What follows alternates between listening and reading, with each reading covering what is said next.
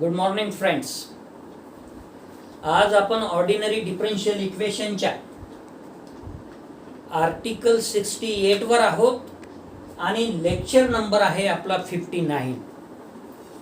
काय आहे मग 68 article? The symbolic function F of theta and 1 F of theta. As to the direct symbol F of theta, it is to be observed that its factors are commutative.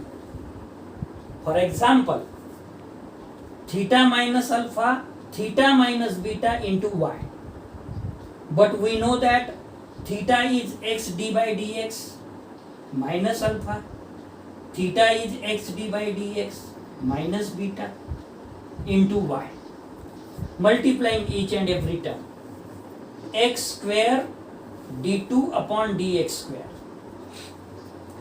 minus beta x d by dx minus alpha x d by dx minus plus alpha into beta. Bracket complete. Outside the bracket y. First two terms taken out, x d by dx common, that's why which is equal to x d by dx taken out common. Here remaining is x d by dx minus beta, and last two terms taken out, minus alpha common, remaining in bracket x d by dx minus beta, bracket complete. Outside the bracket y. Now x d by dx minus beta taken out common, so remaining is next factor x d by dx minus alpha, outside the bracket y. But we also know that x d by dx is nothing but theta, that's why which is equal to theta minus beta, theta minus alpha into y. We start theta minus alpha, theta minus beta y, and got it theta minus beta, theta minus alpha, that is commutative law. Commutative a plus b, commutative ab ba. So first factor goes to the next order, and next factor goes to the first order. So theta minus alpha, theta minus beta, and we got theta minus beta, theta minus alpha, that is commutative law. And this shows by the symmetry of the constant coefficients that the order of the operative factors is indifferent. जी order आहे फॅक्टरची ती बदललेली आहे. If 1 upon f of theta in bracket outside the bracket x be defined as that of the function of x, which when operated upon by f of theta will give x. जर 1 upon f of theta into x वर जर f of theta जर operate केलं तर आपल्याला result काय मिळेल? f of theta into 1 upon f of theta will be cancelled, f of theta, and remaining is x, because f of theta and 1 upon f of theta are inverses to each other. The operator 1 upon f of theta, according to this definition, is the inverse of the operator f of theta. It can be shown from this definition and previous article 54 that 1 upon f of d can be broken up into factors which may be taken in any order or into partial fractions.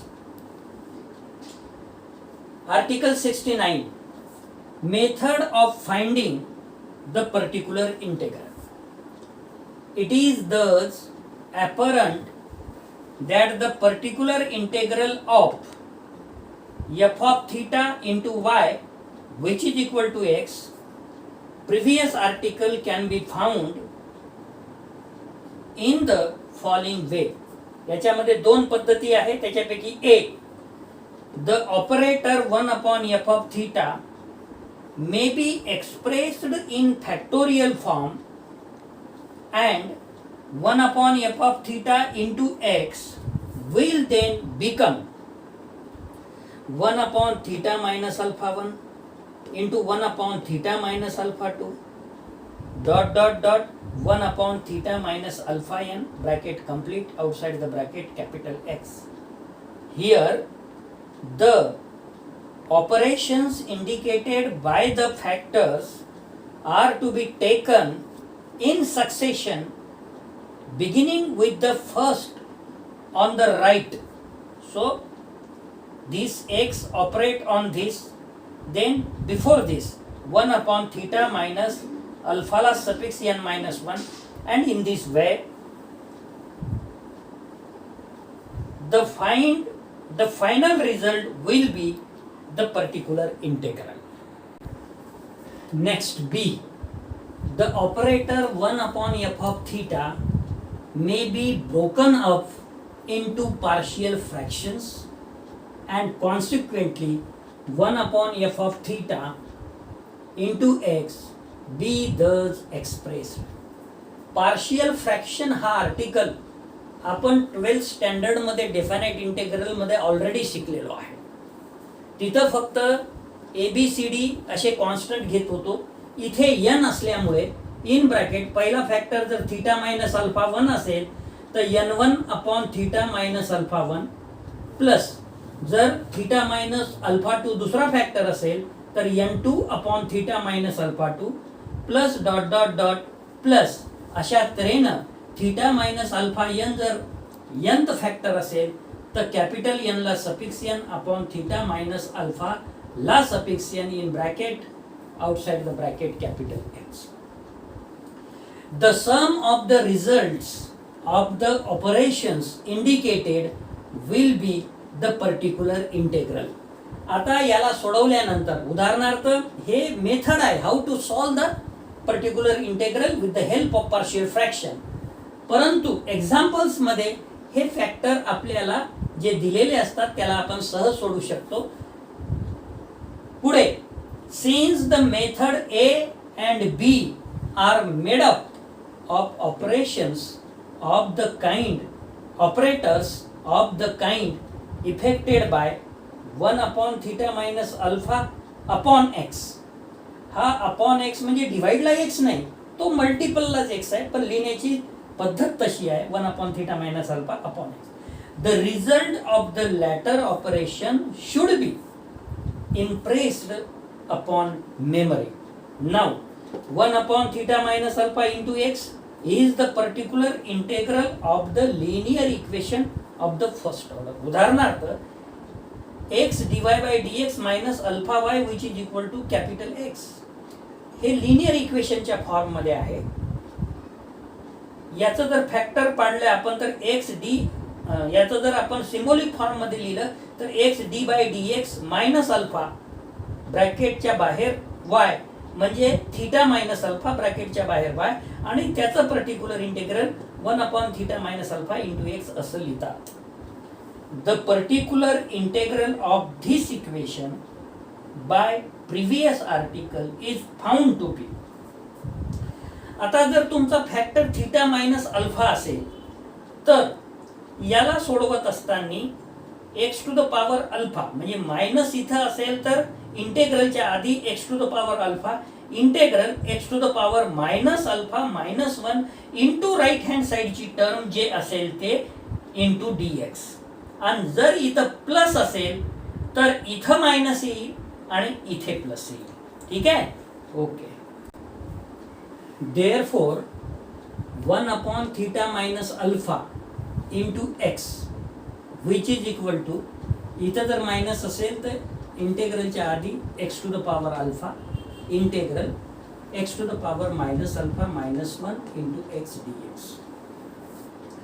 अशा तऱ्हेनं जर आपण method ए चे जे factors होते त्याच्यावर जर apply केलं तर काय होईल ते बघा.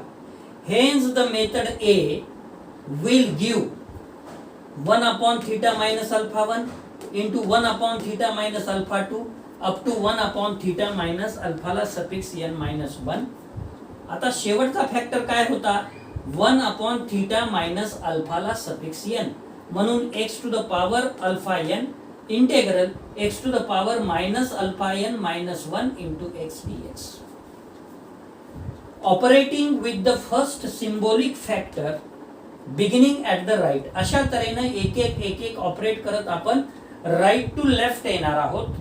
नाव operating with the second and remaining factors in succession, there is finally obtained the value of the particular integral is काय येईल मग आता पहिला factor x to the power alpha 1 integral x to the power minus alpha 1 minus 1 हा 1 आहे.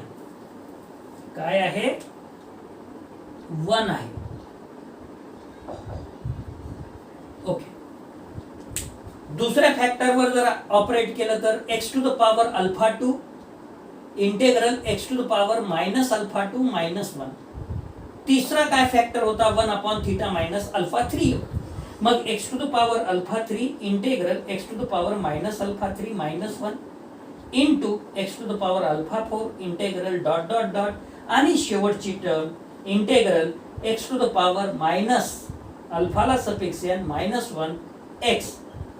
हे जे dx आहे ते टोटल नंबर ऑफ फॅक्टर्स आहे n म्हणून dx रेस टू n. एक वेळा वापरलं तर एक dx येईल, दुसऱ्या वेळा वापरलं तर dx चा वर्ग येईल, तिसऱ्या वेळेस वापरलं तर dx चा क्यूब येईल आणि अशा तऱ्हेनं n फॅक्टरवर n वेळा जर यूज केलं तर dx रेस टू n येईल.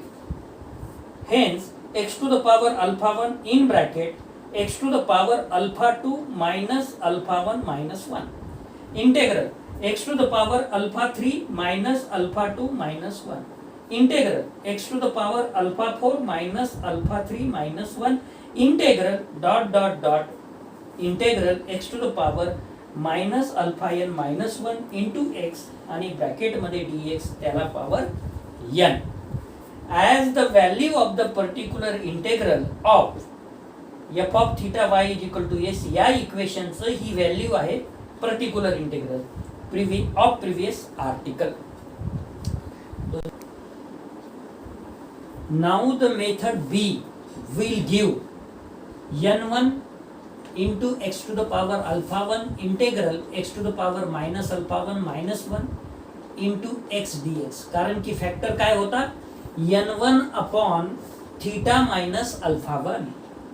त्यामुळे इथं येईल हा n1 बाहेर साईडला लिहिलं into x to the power alpha 1 integral x to the power minus alpha 1 minus 1 into x dx plus n2 x to the power alpha 2 integral x to the power minus alpha 2 minus 1 into x dx plus dot dot dot plus n ला suffix n x to the power alpha n integral x to the power minus alpha n minus 1 into capital X dx as its value.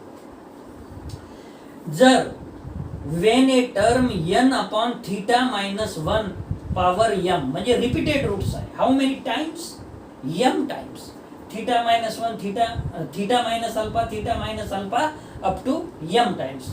जर factor असेल is one of the partial fraction of b, the operator 1 upon theta minus alpha एक असेल must be applied to x. How many times? m times in succession and this will give the result. याच्या आधी आपण calculate केलेला. आता सगळे factor जर सारखे असले तर x to the power alpha येईल आणि इथं जी टर्म आपल्याला मिळाली होती वर काय मिळाली होती आपल्याला term x to the power alpha 1 integral x to the power alpha 2 minus alpha 1 minus 1 integral x to the power alpha 3 minus alpha 2 minus 1 integral dash dash dash dot dot dot integral x to the power अल्फाला suffix n minus 1 into x dx raise to n. मग आता काय झालं की इथे जे मिळाला होता अल्फा 2 मायनस अल्फा 1 परंतु अल्फा 1 बरोबर अल्फा 2 बरोबर alpha 3 up to alpha m सगळे सारखे आहे. त्यामुळे अल्फा 2 मायनस अल्फा 1 म्हणजेच कॅन्सल होऊन फक्त x to the power minus 1 राहील. म्हणजे x to the power alpha integral x to the power minus 1. इथं काय होतं अल्फा 3 मायनस अल्फा 2, इथं होतं अल्फा 2 मायनस अल्फा 1, इथे आहे अल्फा 3 मायनस अल्फा 2 म्हणजे ते सुद्धा अल्फा मायनस अल्फा येऊन जाईल म्हणून x to the power minus one integral dot dot dot x integral x to the power minus alpha minus one into x and dx how many times, because we use m times in succession, that's why dx is to m. Thank you.